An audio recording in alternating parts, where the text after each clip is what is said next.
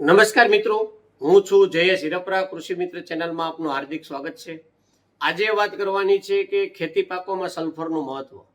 તો સલ્ફર જોઈએ તો કે નાઇટ્રોજન, ફોસ્ફરસ, પોટાશ એ ત્રણ જે મુખ્ય તત્વો છે એના પછી એ ચોથા નંબરનું તત્વ આવે છે અને એ ગૌણ તત્વની શ્રેણીમાં આવે છે.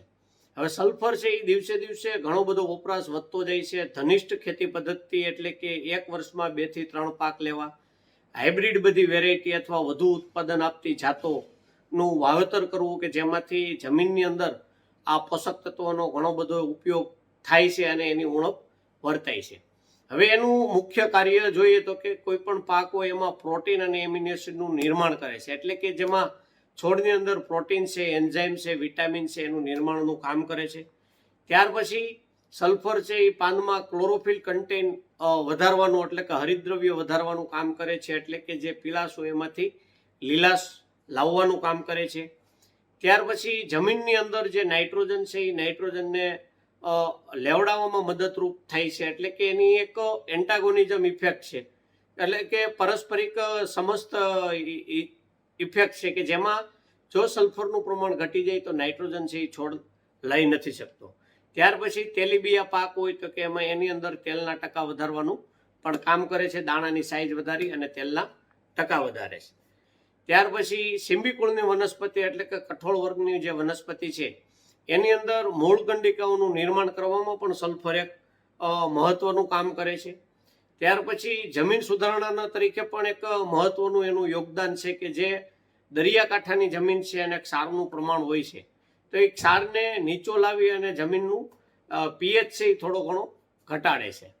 બીજું કે જે સલ્ફર આપવાથી કે બીજા જે કોઈ તત્વો છે લભ્ય નથી થતા, જેમ કે ફોસ્ફરસ, ઝીંક, જસત, ઝીંક અને લોહ તત્વ એટલે કે ફેરસ, એ ત્રણને પણ લેવડાવવામાં મદદરૂપ થાય છે. તો આવી રીતે સલ્ફર છે એ ઘણી બધી રીતે ઉપયોગી થાય છે. તો કે લક્ષણો જે છે કે ઉપરથી પાન છે એ આખા પીળા દેખાતા હોય, જ્યારે ફેરસની ઉણપમાં એવું હોય કે નસો લીલી હોય, નસ વચ્ચેનો ભાગ હોય એ પીળો હોય. પણ સલ્ફરની ઉણપમાં એવું છે કે આખું પાન છે એ પીળાશ જાય મળતું હોય, અથવા આપણે દૂરથી ખેતર જોઈએ તો કે એકદમ ઘાટો લીલો કલર હોવો જોઈએ એ ના હોય.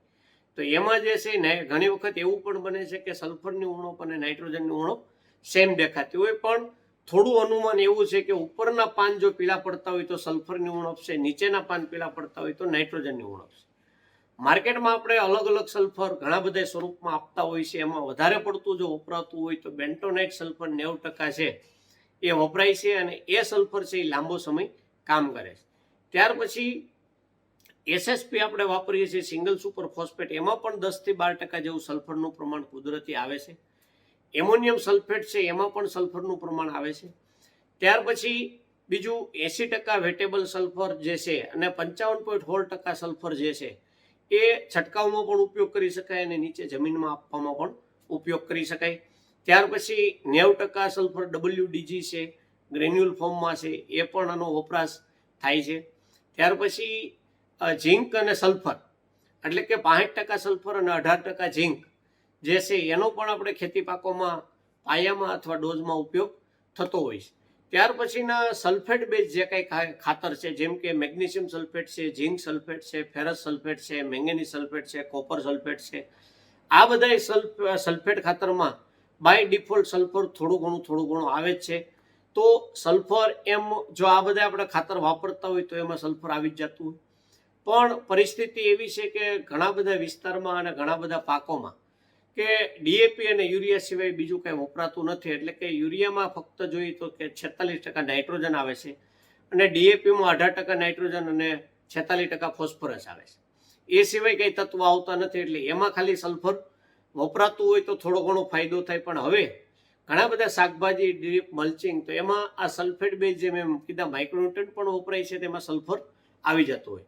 એટલે સલ્ફરનો ઘણો બધો રોલ છે ખેતી પાકોમાં, ઉત્પાદનમાં પણ ઘણું બધું એ કામ કરે છે. અને એમાં તેલીબિયા પાક હોય એમાં ખાસ તેલના ટકા વધારવા, દાણાની સાઇઝ મોટી કરવી, જેમ કે સોયાબીન, મગફળી, તલ, એની દાણાની સાઇઝ મોટી કરવામાં પણ વપરાય છે. ત્યાર પછી સલ્ફર છે એ જે કાંઈ પાક પીળાશ પડતી હોય એને લીલું કરવામાં પણ ઘણું બધું એનું મહત્વ છે.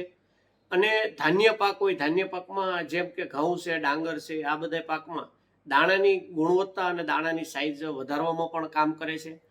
અને બીજું મરી મસાલા ટાઈપના પાક હોય જેમાં કે આપણે લસણ, ડુંગળી છે, મરચાં છે, આ બધામાં જે તીખાશ વધારવામાં પણ સલ્ફરનો એક ઘણો બધો રોલ હોય છે.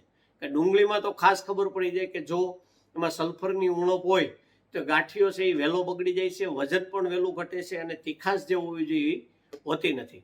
તો આવી રીતે સલ્ફર ઘણું બધું ઉપયોગી છે. સલ્ફર એક ભેજ શોષવાનું પણ કામ કરે છે કે જો ક્યારેક સતત વરસાદ હોય અને આપણે ભેજ ઓછો કરવો હોય તો આપણે સલ્ફર આપી અને ભેજને ઓછો કરી શકાય. બીજું મહત્વનું એ પણ છે, સલ્ફર ખાતર તરીકે કામ કરે છે એ ઉપરાંત એક સારું એવું ફૂગનાશક અને સારું એવું એકેરિસાઇડ કથેરીનાશક તરીકે પણ કામ કરે છે.